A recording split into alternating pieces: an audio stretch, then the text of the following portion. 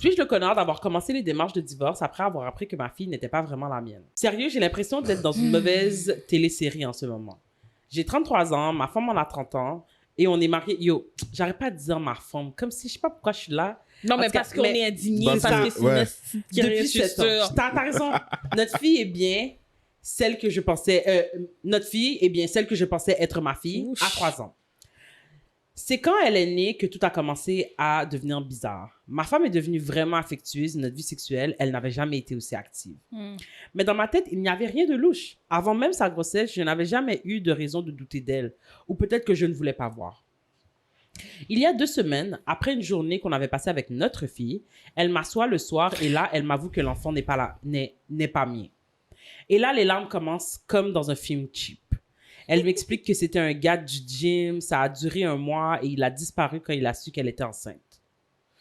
Juste de l'écrire là, je me sens encore comme si on m'arrachait le cœur. Je pensais avoir tout fait correctement et elle m'a quand même trompée. J'aimerais vous dire que je suis restée froid et stoïque, mais non, je me suis effondrée.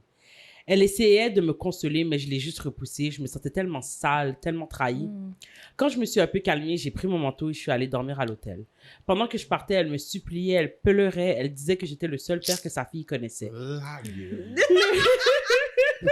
je l'aurais fait comme ça.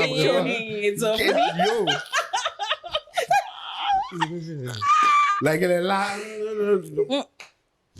Oh, ouais. Le lendemain matin, j'ai rallumé mon cellulaire et j'ai vu qu'elle m'avait texté comme une folle. Je n'ai rien lu.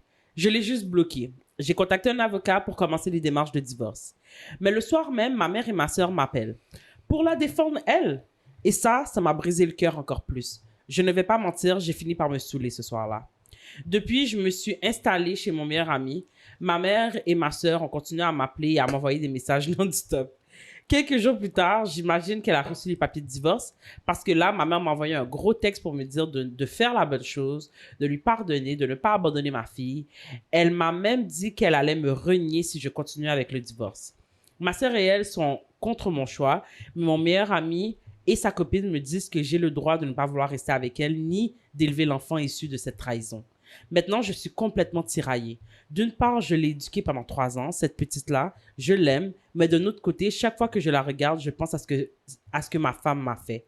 Est-ce que ça fait de moi un trou de cul de vouloir divorcer? Un update?